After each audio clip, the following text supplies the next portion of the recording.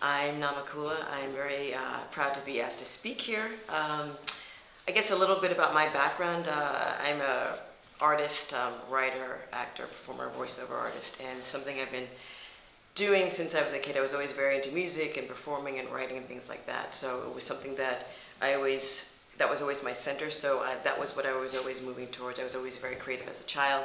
I came to New York to study acting, and while I was doing that, I went to Tisch at NYU, and once I was there, I really felt like there was so much focus on just acting, and I was really the type of person that really liked having a lot of life experiences. So the rigorous study of just only focusing on that never was really totally fulfilling. I ended up actually getting an internship some years later. I was looking for a production company internship, and I fell into an editorial internship, which was a commercial editing house. They edited TV commercials. So that was not on the path of, the typical path of an actor, but I thought to myself, well, if I'm going to be working, I want to be in an environment where I'm constantly learning and growing. And during those years when I was in school, I'd worked in restaurants and hotel and stuff like that, so I didn't want to keep doing that afterwards. So I got an apprenticeship, and I literally had a bit of a detour from acting for a number of years, because while I was doing an apprentice, it's a type of job that you can't really leave to go to auditions or anything like that, and the hours are very crazy. So I learned so much about the other side of things. I learned post, I learned working with ad agencies, directors, producers. I began to understand how they put together stories and performances. So that was literally over a decade of doing that and working my way up to editor, and then working at different houses. And while I was doing that, I was always on the side doing my own stuff, writing and I did like stand up for 2 years just to keep my feet wet. But after a while, I decided that it was time to break away from doing the editing and go back to my original, my original plan. And from there, it's just been a really exciting and robust experience, because having that foundation of doing other things and traveling and working in another capacity, it informed the on-camera work that I do. So when I am working in any kind of capacity, whether it be on set or a play or creating a character or writing something, I have all these great rich experiences to draw from. So I am a big fan of having a flight plan, having an idea of where you want to go, but being open and being fluid to see it's not exactly how you envisioned. So I think a lot of people may not have taken that apprenticeship because it was not in acting. It was about something that seemed on the surface completely different, but in the end it was all connected. So I think that when you have these opportunities, weigh pros and cons, but also go with your instinct and go with your feeling, and know that it's always good to try something different and maybe challenge yourself. So so that's what brought me here. Could you want to show us some of your stuff? Okay, so I just emailed you.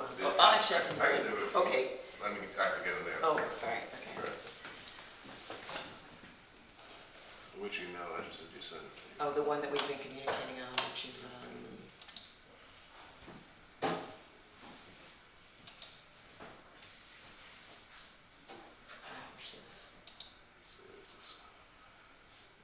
So I have three. So. Oh, okay. I can tell you exactly which one it is. It's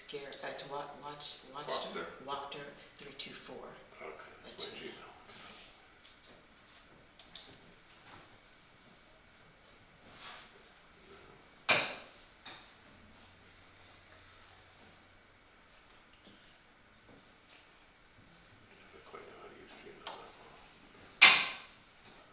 Should I forward it to another one? That makes more sense.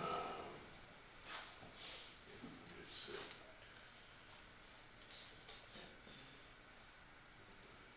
Or I can forward it to. I can do it later.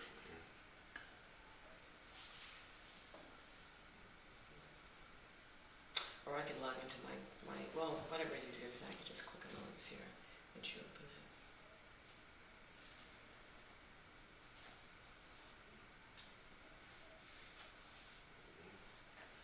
Okay. Oh, that's from earlier. That's not the right. That wasn't right. No, I literally just sent this like a few minutes ago. That's not it. That's from earlier this morning. So I'm just wondering, should I forward this to another email that's easier for you to access? Which one? This phone, I'll click it. Okay.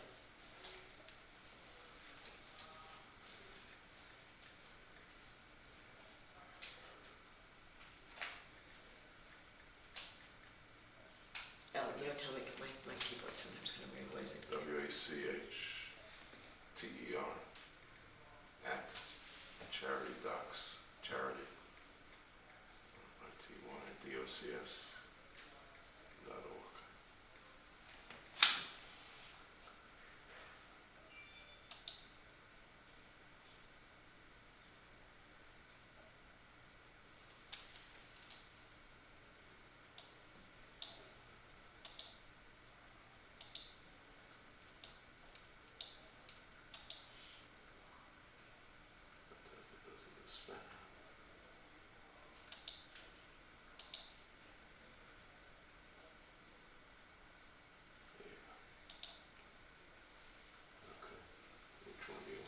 Okay, so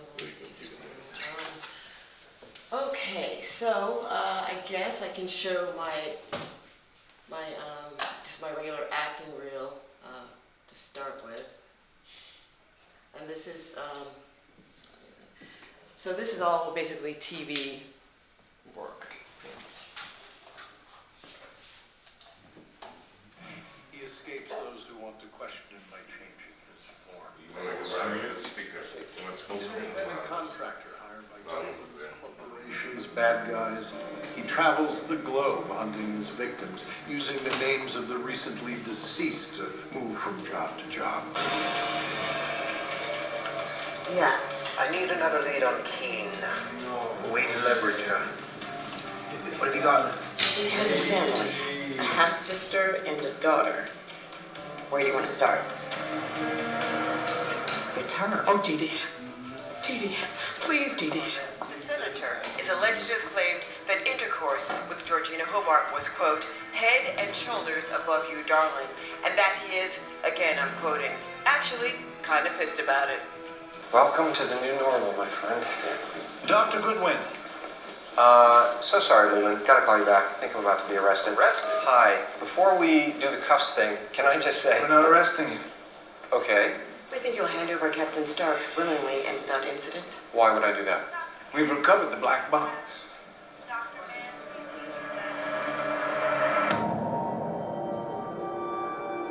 Who are you? Who am I? Yeah. Who are you?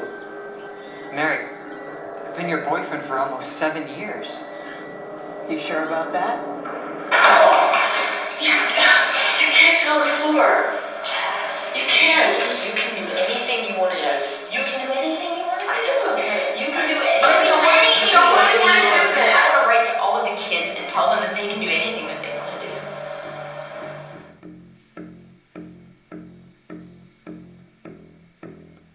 I've worked in state hospitals. This place, it's like a 5-star hotel. Philip. Oh, my. Sorry, I didn't know anyone was here. Okay, Rose, this is my aunt, Dolores, and her friend Helen. Rose. Nice to meet you. Philip Taylor. The last I heard, you weren't married.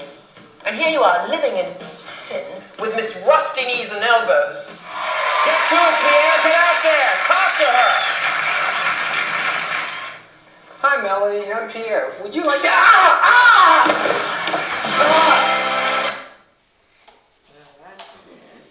So that was basically mostly TV stuff and some, one was like a couple of web series things. And yeah, like I was saying, so just having experience working in post, like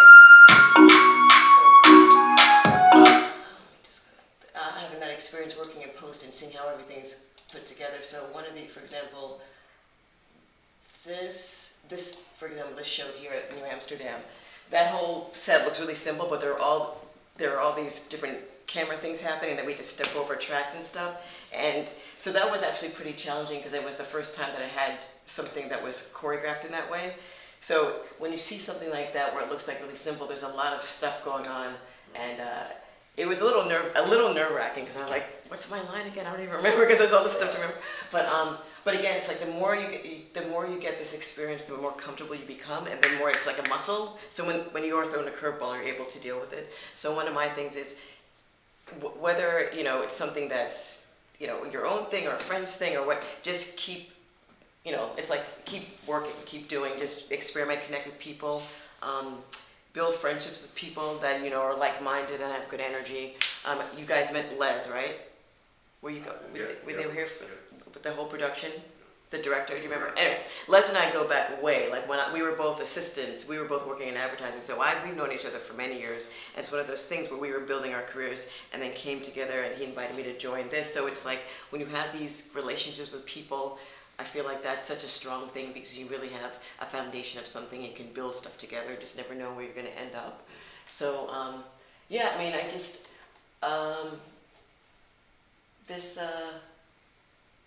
like this thing here, this was a group of actors got together and had different writers on and wrote this original web series. So the concept of this was each episode is about one of the characters having either some sort of disorder. So this woman is actually some bulimic that I run into in the bathroom.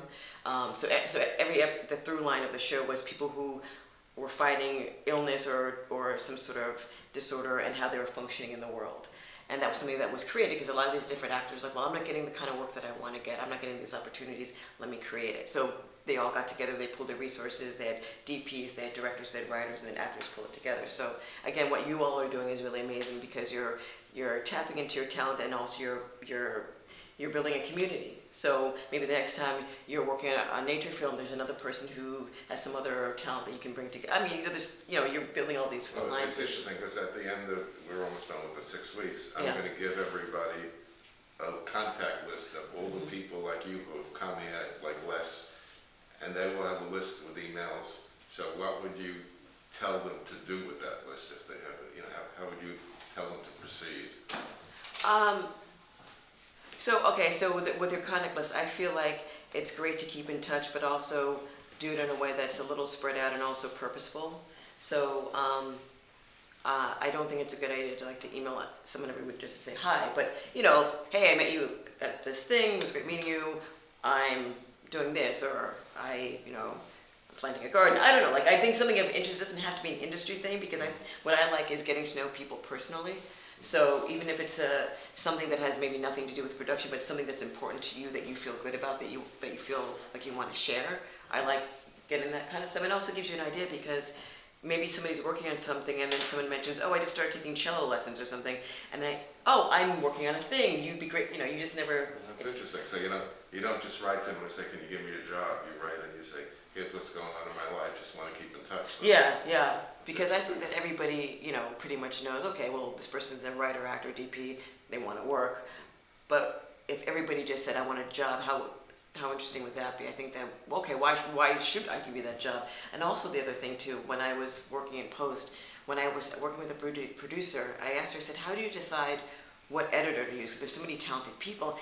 And she said, honestly, yeah, everybody's got a great reel, but I have to think, do I want to spend maybe 12 hours in the editing room with this person? What's their personality like?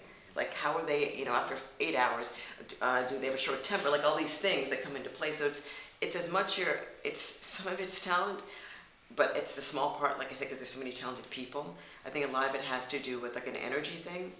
And, what kind of a human being are you? Do I want to be? And now what's happening, what's interesting is now that's becoming more and more evident because you're seeing these big people, these big stars getting fired because they're jerks. And so they're abusive to people, whereas before they would get away with it because they're bringing in all this money, but now there are all these other platforms, so their currency is dipping, but their attitudes are staying the same. So people are like, well, why do I need to work with you when I have this other talented person who's actually a nice person, and we're going to be on set for 14 hours? Let's get rid of this person and get the nice one who might not be as talented or as seasoned, but it's a better experience, and in the end, it's all group effort, so we'll make the product look good. So I think that's a big part of it. I think that it's being a good human being. I mean, life is too short to be around energy suckers. So, yeah, but I was going to say back to, having a plan but not being so rigid to it. So when I mentioned the editing thing, when I became an apprentice editor, I always, I really wanted to get into voiceover work, and being in that environment, I learned a lot about that and heard a lot of great voiceover people because the editors I work with, they'd go through the submissions and they'd plug it into the spot. And so I started actually doing the scratch video. So when the editor would be, editing stuff and I'd do the thing. So I started booking that way. So one of the jobs that I'll bring up that I booked was actually because I was the editor on the project. And in that moment, I purposely, and at that point I'd done a bunch of voiceovers, but I didn't want the clients to know that because I didn't want them to feel pressured to use me. So I purposely got a guy in the office to do the scratch VO. But again, energetically, cosmically, the creative director said, I don't like his voice. Can you do it? Not knowing that. I'm like, oh yeah, I'll do it. And then they ended up booking me. So I did this whole Smirnoff campaign for my voice was on there for about 3 years. Just so everybody understands, when you edit something like you guys do, you often use your own voice as somebody. It's called a scratch VO, so it's just a like voice a reference. just for Yes. reference. You just put somebody's voice in, so this is how it fits. Then when you're ready to finish, you may do a casting session to pick a real voiceover person, and you may get 30 people come in for auditions because they make a good amount of money if you pick them, and then you put in the real voice afterwards. So what she was saying is that being in the editing room, she used her own voice as a scratch voice, but then they got to hear it and said, okay, I like that. Let's keep that. Let's keep that one. Yeah. So I'm not going to show you all of them because there's 6 of them, but and it's actually the same read for each one. But this was a launch for their Smirnoff Ice Triple Black campaign. So I was the editor, like I said, and then they used my voice. So I'll just play a couple of them.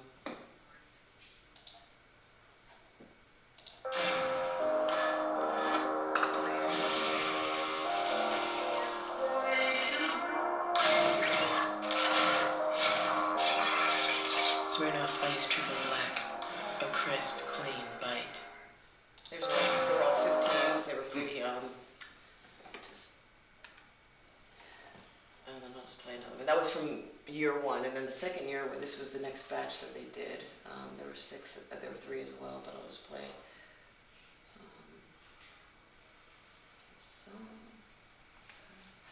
Just because I know everyone's going to ask you, how much does somebody earn for doing what, looks like 10 seconds of talking? All right, this is what I gotta say. This campaign enabled me to buy my apartment. But this was a long time ago. So the thing about the voiceover thing now is it's changed a lot, the industry and how they're paying people. And because of the internet now, a lot of these, like this was just running on TV pretty much, and it ran in different countries. But now what they're doing is it runs on air for a little while and then goes to the internet, and the money is a lot different. So I would say there's opportunities, there's pockets of money to be made, but big campaigns like these, they're not impossible, but it's not as prevalent because of technology. And yeah, the clients have gotten really stingy, and it depends. It also depends on who you're working with. You have some producers that are really, they're seasoned and they will stand up and say, no, you need to pay this person. There are other people that are afraid to upset the client, so they'll let them get away with murder. So the talent sometimes gets kind of screwed over with money. And then the other thing is if you're dealing with union, non-union. So it used to be actually that the union jobs would pay better and they're protected. Now what's happened, there's a lot of these new contracts that have come up, like new media stuff, which enables people to do productions but pay the talent less. So actually sometimes, depending on the project, if you're doing a non-union job, the pay might end up being better than if you're doing a union job, depending on the contract. So it really varies. This year I've done a couple of voiceovers, and again, through my own relationships. I have a voiceover agent, but I got these on my own, and they paid pretty well, but that was because the people involved respected the process, they understood what it takes to do it, and how the artists are treated and how they should be compensated. So on both those projects, I had really good producers who made sure that I got paid well. And also, I also stood up for myself and said, hey, this is, they'll throw in a number, be like, oh, what about this? And that's another thing that I've had to train myself to do, because I think that also as an artist and as a freelance artist, you feel like, oh, well, I don't want to outprice myself because then they'll get somebody else.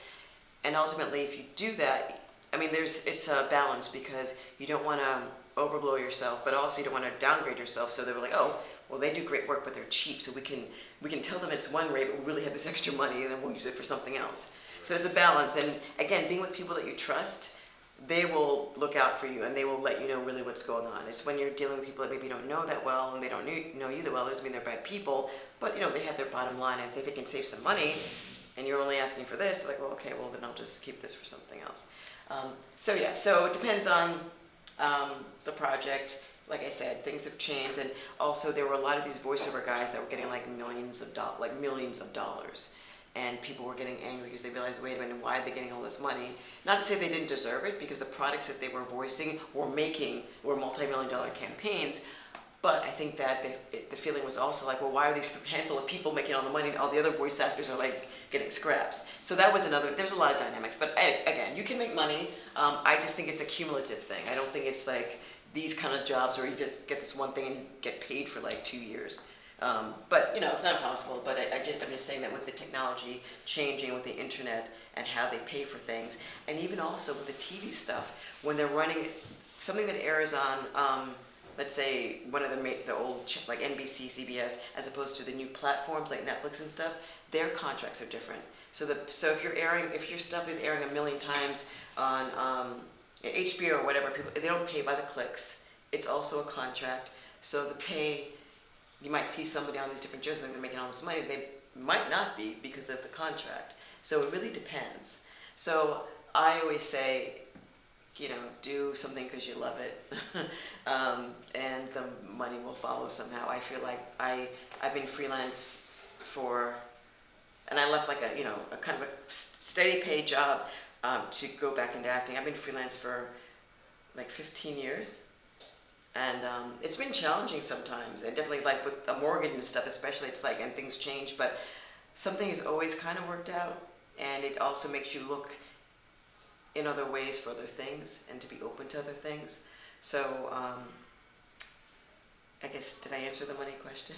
Yeah, kind of. Well, so if you can give us like some numerical sense, because so say for example, if you say pay well or not pay so Okay. well, relative, like we don't really know what that means. Right. Okay, so for example, it's also usage. So if someone says to you, okay, I've got this a 30-second and a 15-second spot. It's going to run on it's going to run on air. Let's say it's going to run on the internet for a year, and we're going to give you $500. That's bad, right?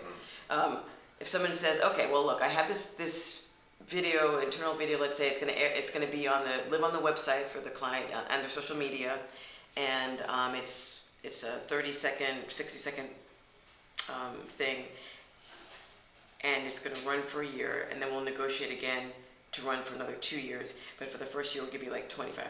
That's decent, because you figure it's not they're not paying for clicks, they're kind of giving you a buyout, right? Right. And then after a year, they can, they're not allowed to use it anymore, and they can renegotiate. Then you'll get, and this is what I was saying about the contracts, because I just saw something recently that I declined auditioning for. I was like, what is this? But it was a SAG job, but because of the new media. So this was actually for a commercial that was going to be, I think, on social media. But it was crazy. It was like a buyout. It was like a session fee. You get paid $500 to shoot it, right? But that covers fitting. Normally the fitting you get paid, because that's not before the shoot, you come in for the fitting. So normally you get paid to do the fitting. The fitting was covered under the $500. Shooting for the day, and then they said it might be a 14-hour day. And then it was like this whole buyout, and I thought, is this actually real? And I remember I asked my agent, she goes, yeah, it's a new SAG, new media thing. I'm like, okay, well, I'm not available. Because on top of that, what they've been doing now, a lot of these casting offices are virtual still. Some of them are opening up, but some of them you got to do your own self-tape auditions, which I do a ton of those, but I'll show you one of them. But so that means, okay, so I've got to spend 2.5 hours, hair, makeup, shoot this thing. So I'm producing my own audition to even get the job. And then when you get the job, they're not paying you for the fitting. Then they're paying you a session fee, but then they're going to run it for a year for $500. No, like that to me is, so there's certain things that you can see that are bad, but also what's great is when you build these relationships with people, you call another actor, another voiceover person. Like there's, what do you think about this? Or hey, did you hear about this? Does this sound right to you? Because you need to have, because who knows, maybe the climate changed, maybe now there's like no money, and someone might say, hey, actually, this is actually what's been happening. So you really need to also have reference. What's also good is to have people that work outside of that industry who you can bounce things off of. Like I have friends that are producers that I can talk to them, and they can say, hey, this project, or that sounds to me like this is happening. I have a friend of mine who's a voiceover artist, and I'll bounce things off him because men, women also, sometimes they pay us differently. So when I have an idea in my head of what to ask for, I'm like, Sam, what do you think of this? He goes, well, actually, I would ask for this. I'm like, okay, well, I'm going to ask for this then, just because, I think it's our tendency sometimes to kind of maybe go a little lower than the guys. The guys tend to inflate things. Whatever. So, but I'll show you I won't show you this. This is the second, let me show you something else. So I was talking about having to do your own self-tape. So they do these virtual auditions where basically are like a Zoom call, but a lot of the times they've been asking you to shoot your own stuff. So then the other thing becomes, you gotta have the equipment. So I've been shooting stuff on my phone, which is great, but after a while it's like anxiety. I gotta dump everything because it's full, and it's all this stuff. And then you gotta edit and do all this, So anyway, am I talking too fast? Okay. I think the camera can keep up. Yeah. So there's one job I actually ended up booking, which was actually interesting. So, also the downside of having to do this self-tape is normally you go to a casting office and they have a reader. So if you have to do a scene, you got to find somebody to be a reader. So what I'm finding is, because all my other actor friends are also stuck doing the same thing, I can't necessarily ask them because they're busy trying to do their own thing. So luckily for me, I have a neighbor in my building who will do it. My sister, I'll get random people but it's always around their schedules as well. So there becomes a lot of maneuvering there. So this particular job, I actually didn't have anybody, so I did all the voices. So basically, I'm shooting this scene, and I'm pretending like I'm talking to somebody because I have the lines in my head, and I'm responding to nothing. And then later on, I recorded and I edited in. So, and I ended up getting a callback, and the callback was a virtual audition, so the people were all there, but I ended up booking it. But it was insanity. Also, I don't believe in air conditioning, so I was shooting this in my apartment, and it was like 80 degrees, and I had to close all the windows so there wasn't be noisy. So literally, I had a deadline. I'm shooting this thing. I'm trying not to sweat on camera, and then I got to edit, and then I got to record and put my. So it came out fine, but I remember thinking I better book this thing with all the work involved. So. And then when I ended up booking it, when I went to the callback, I knew everybody. I knew the casting director. When I first got back into acting, I went door to door with my physical headshot, and she was the second office I walked into, and you never know how people are going to be. And I kind of knocked, and she goes, oh, come in, and she was so nice and warm and friendly. And so this was like over 10 years ago. So she was the casting director on it, and then the producer was a woman that I knew from the industry from years ago. So it was like, like I said, with relationships and people coming back into your life. So it was really cool. But I'll show you this thing, and you'll see what I'm talking about with the weird voices, because I tried to sound like different people. Anyway, and that was, that was kind of insanity, but it was actually kind of fun. But in the end, it was, right, so this was actually for, the CDC is doing a web series where they're promoting women's health. And I'm the gynecologist, so this is the thing. Hi, Namakula CESD. Okay, this is Amber. That's me. Hi, I'm Dr. Silas. I know this is your first visit, but don't be nervous. Any questions you have, I'll be happy to answer. And I'm keeping my cell phone away, so you have my undivided attention. Come on. Okay, so Amber, you're here for an annual. That's it? Yes, but I'm also dying. Dying? What? Last night I felt a weird pain, so I searched weird pain on the internet, and it turns out I have cervical cancer, ovarian cancer, uterine cancer, vaginal cancer, and vocal cancer. Sorry, my sister, she's a bit of a hypochondriac. Well, I wouldn't go that far just yet, but I do think it's good that you came in to check out what's going on. You're nice. If I die during this exam, you can have my earrings. Well, I do need some new earrings, thank you, but seriously, I think it's great that you were concerned about your health and came in to talk to a professional. That's a good practice to have. The second best thing is not to believe everything you read on the internet. And not believing everything you read on the internet, yes. Shall we take a look? So you can see the schizophrenia. I was trying to do the different voices. But yeah, that was one of those things where if I had readers, it would have been less stressful, but because I didn't, I just had to make it work. So those are the kind of hoops sometimes we end up having to jump through. Then I was going to say, creating your own work, doing things also that resonate with you and that you're interested in. So I started getting into crypto last year, so I was learning a lot about it, and I came up with this character that I created, and within the episode, I've only done one so far, she's talking about real crypto stuff, so it's like actually information that's helpful to people. So that was kind of fun for me, and again, I produced it myself and just shot it, and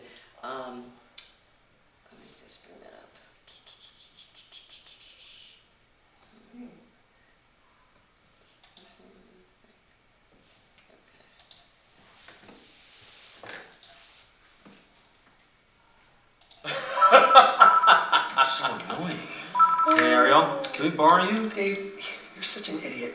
He seems to think that Ripple is the next big coin ever since the SEC targeted it for takedown. I think he's way off. Gonna hold Bitcoin and Ethereum, baby. Are you serious? What do you mean? Ripple's trash. It's a banker's coin. Huh? You can't even really call it crypto. Really? If you're gonna do that, you might as well just sign up for Grayscale like the rest of the sheeple movie investors. Booyah! Shut up. And yeah, Ethereum, Bitcoin, pretty solid. If you like surveillance coins, I say invest in privacy coins like Monero, Pirate Chain, and that new tasty one, Neo. Oh, nice. Honestly, I think we have until 2024 before they knock out the power grid. Really? Then we're all toast. That sucks. I say, your main focus should be on building up your hard assets Okay. Okay. and learning to farm.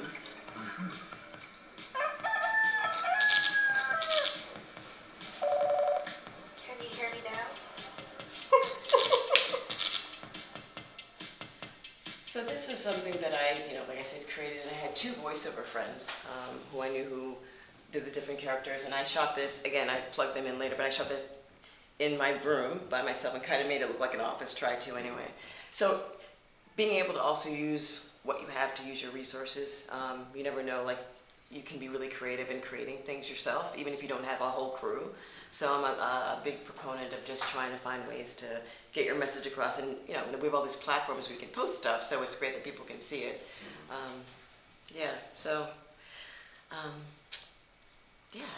I think that you guys are doing some great things here. One other thing I will share. So with the voiceover thing, because it's also can be storytelling, not just TV commercials. A producer that hired me for a voiceover.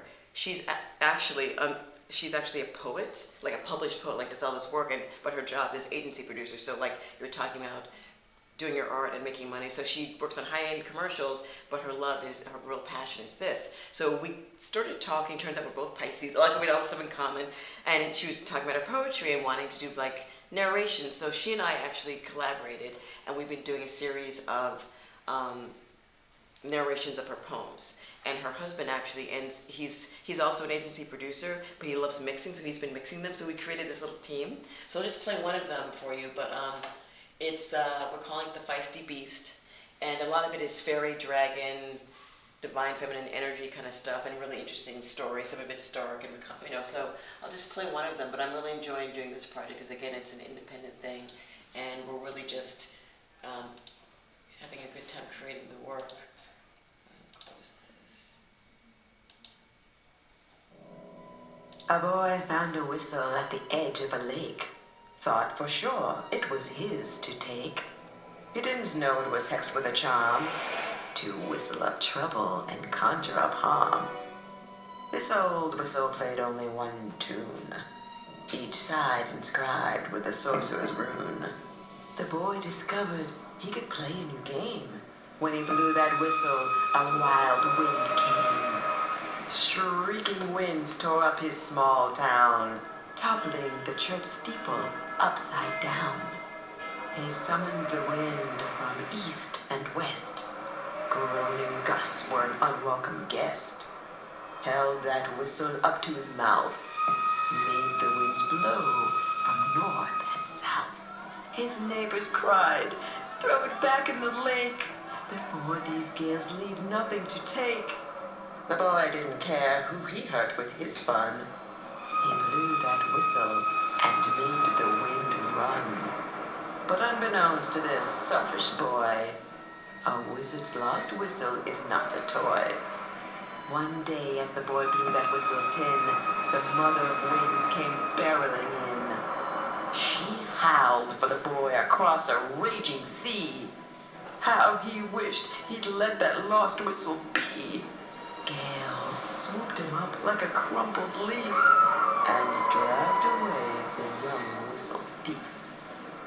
Folks say when wind blows through the trees, you can hear the sorry whistle boy's pleas.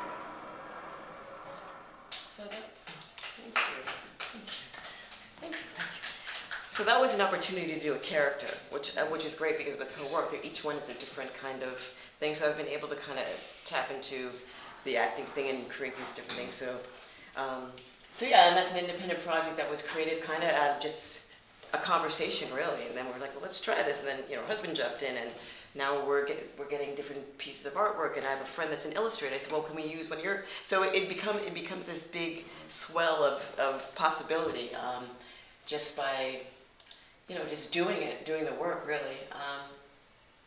One other thing I'll show you, and then I'm done, is another idea, because I know all these great talented people, and I really love talking to other people and seeing their work. So all last year when everybody was locked down, I was like, we really need to have some things that are inspiring. So a couple months ago, I interviewed a friend of mine, and he's an artist, and I'm calling the show What's the Point? Because I think a lot of people were feeling like, I don't have my job, what's happening? They were feeling very disillusioned. So I wanted to do episodes where it's about people living their passion. It's not necessarily going to be artists. It could be somebody that's a doctor or a farmer or whatever, but they're excited about it. So this is just, I'll show you a little bit of it, but this is my friend Ro, who we've known each other many years. He's another one where I met him because he was working for Sci-Fi Channel at the time, and I edited a commercial that he directed, and then we became friends. He takes me out to lunch and says, hey, I'm thinking about quitting my agency job because I really want to be a filmmaker. And then I was thinking about also leaving my editing, so we're both in the same, so now we've come full circle. So anyway, so this is just a little portion of the show, of the episode. Well, I'm glad we got to catch up. Yeah, me too. And, Yeah, I'm gonna say, I'll send you some footage. You can see some of this video coming together. Like everything right now, I feel like is like, that's, like I'm getting through every day because of, I'll have one new thing that I've made, and that's how I look at it. So even with this music video, like for 3 hours of work, it's like a second, 2 seconds of film. Stop. Yeah, and some of it, because this is a very bizarre project in every way the song is so surreal, and the process of how it makes me, I don't have a storyboard, I'm just kind of winging it. I built a bunch of sets, and they're all in various pieces. So I need to shoot the same frame from 3 different angles to get it to be, also it's like a lot of found parts. It's not even like, homemade So art. I skip, because I show some of his, he's talking about a project that he's working on right now. He does a lot of stop motion stuff. So there's a portion of it in there. To embrace the not knowing So words by doing stuff like that. that's And great. so people was reading before or paying attention before. But I'm like, I'm gonna try something. Partly because I keep telling my students to embrace the not knowing. That's my line in class. Love not knowing and just do it anyway. So I feel like I had to live up to my own words by doing stuff like that. That's And great so, advice. and then so for that class, my art director class, I actually said to them, so I was finishing the music video, I go, look, if all goes well, I'll be done with the music video by the time the class semester's over, and I'll play you the video. You'll be the first audience to see it. You'll be like the actual film premiere, if you will. So in class, this is right before the end of the semester, I'm like, okay, well, it's ready. And I felt really scared because I'm going to show it to them. And here I am, the fucking teacher, spending the whole semester teaching them how to do stuff, and I'm going to play them a video. And what if they don't like it? I was really scared.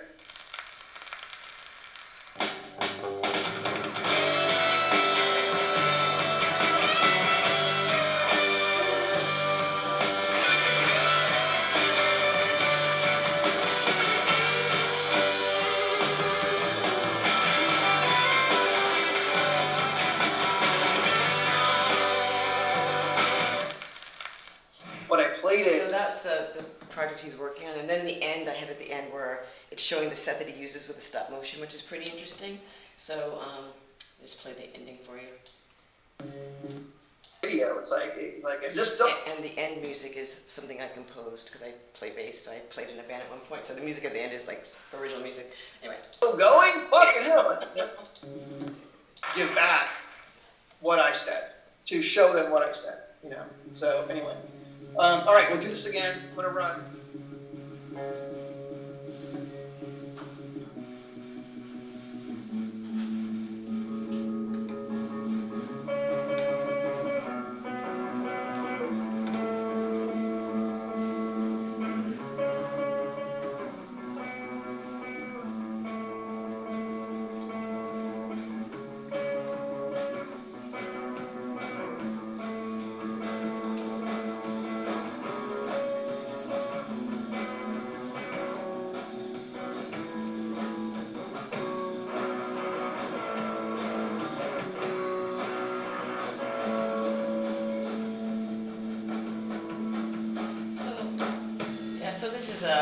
yeah, so then I do like a thing at the end and have the information. And it's just an opportunity, again, to showcase people's work and what their passions are and people to get inspired and learn some new things. You seem to have an enormously creative life.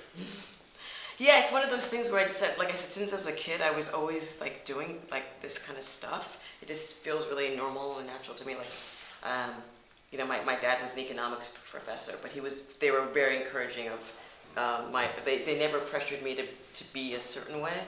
They always kind of, as long as you're educated and take care of yourself, that was have a foundation, that was it. So I do feel blessed in that. I apologize. But yeah, so I mean, I think that there's a lot of great opportunity to grow as a human being. It doesn't have to be an art. Like I said, it can be, for me anyway, like what was your name again? Will, with the like the nature thing, like that's something that is really close to me because I have a park near my house and I literally probably go there almost every day, if possible, if it's not too cold or something. Like I was there last night as well for like 3 hours, you know, and it's just so important just to have this like, this grounding, to have a balance and a lot of my friends aren't artists. Like that's the other thing too. You don't want to have everybody that's doing the same thing. And I feel like, again, friends that are involved in other things or teachers or in the museum or, you know, who are doctors, I mean, like that to me is like interesting. I don't want to sit around with a bunch of actors or and talk about shop. I want to learn something new and share and exchange. So I think it's important to be well-rounded in every aspect of your life. And, you know, yeah, so I mean, if anybody has any thoughts to share or ideas that they have that came to them, or Do you feel you were mentioning having like a diverse pool of like friends, people you hang out with. Do you feel like knowing and sort of having relationships with different types of people helps you at acting? Yeah, because you're developing. You're not only that one bubble of. You're living life. You're living a full life. I could pay me in Bitcoin. Look at that. I was going to say, you must have told them what you were going to talk about. Yeah, we kind of. But yeah, I mean, even that. I mean, just having your mind expand in a different way, because if everybody's thinking like you're not going to evolve. You need to be challenged a bit and learn and look at things differently and have some ideas. So even like I was saying last year when I was, because I'm again one of those people who was so creative that whole world was literally, I literally had to. I felt like I was building a muscle to wrap my head around it and understand it and then be comfortable with it. Right. And it was out of my comfort zone, so it pushed me to. So I feel like it's made me grow in other ways because of that. So I think that having those relationships and those experiences with other people, even if it's just like a brief conversation, it does inform your acting. It does inform, you know, characters that you make, that you build, or what you build into that character. Yeah, definitely. Yeah. So you own Bitcoin?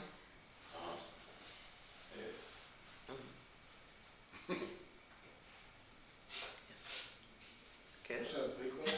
Can I borrow $1 million? Yeah, sure. Yeah. What's that something? Yeah, no, I got into Bitcoin like 2016. Oh wow! So you, yeah. Yeah. Yeah, I have that and some other coins as well. But you know, if you got in that early, he's probably secretly a millionaire right now. Any other questions?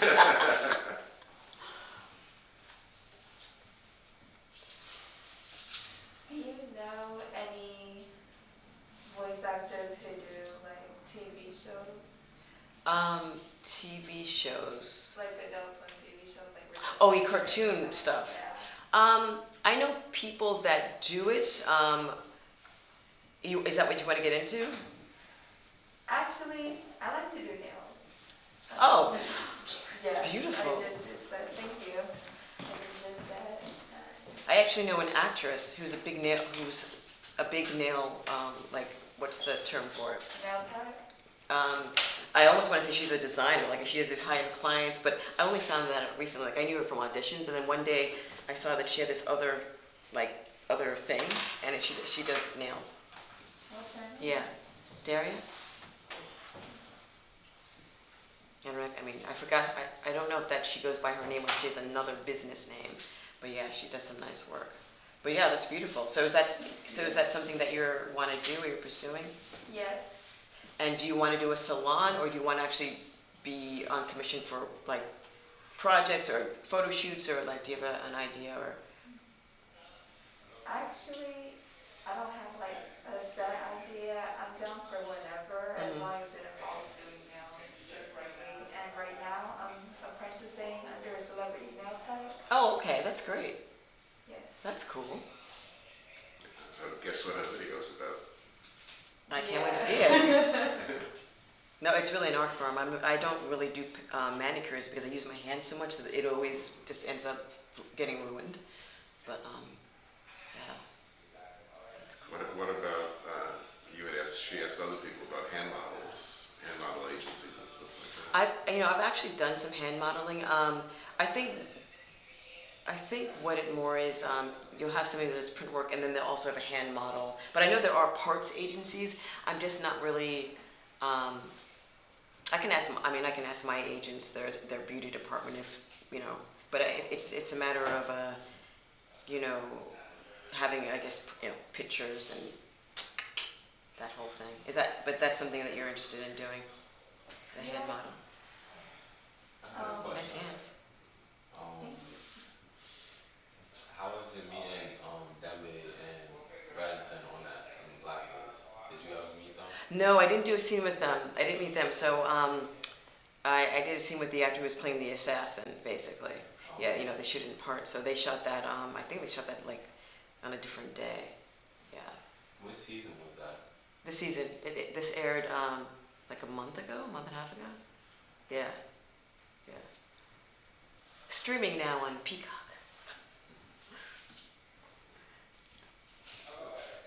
Any other questions? Where are you from? Well, we moved around quite a bit, but before I was in New York, born in Wisconsin, moved after a year, went to Virginia, then different parts of New Jersey, then New York. What was your favorite place that you lived? I would say what I call my childhood home, because I spent a chunk of time there. So Plainfield, New Jersey, which I was there from age 9 to 18. So, and I still, remember that house and have fond memories. So yeah, I would say that's the solid place, that I would call like where I grew up, I guess. Yeah. Have you been back to Wisconsin since you moved? No, but it's funny because both my parents are, my mother's from Jamaica, my father's from Uganda, and then my dad was there for school, and literally it was so cold, they said, we're not staying here. So literally I was born there, and then a year later, his first teaching job was in Virginia, so we moved there. So, no, let me correct myself. I've been to Wisconsin since then, but not to like visit people, like not because I have ties there. Like somebody I knew, we did a road trip there, which was just ridiculous. But it was like 2008, freezing cold. It was some Packers game thing happening, and I'm like, I don't know how people live here. It's brutal, like in the wintertime, like putting on your winter coat just to walk to the garage. It's insane. Yeah. And I thought I wanted to take a trip there.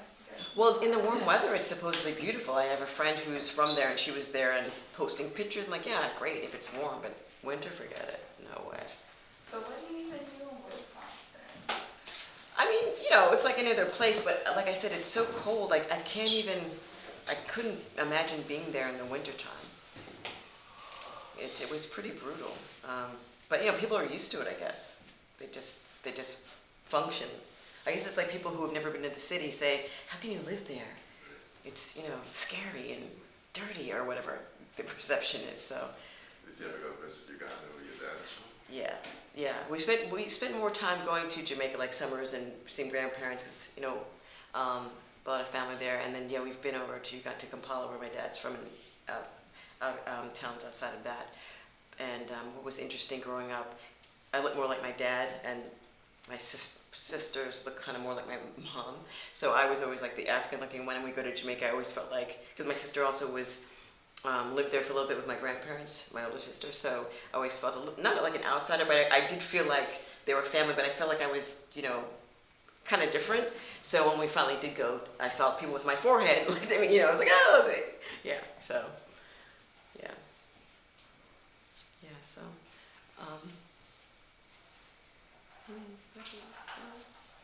not said, also let you know, Namakula did see your film. We showed Part of it. Yeah. Yeah, part of it. Yeah. Nice So work. this is a world famous, I said. Yeah, nice work.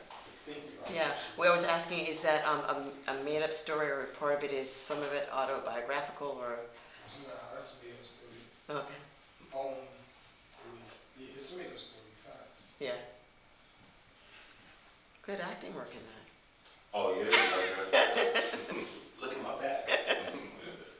But this is like what I was talking about. Every part is important.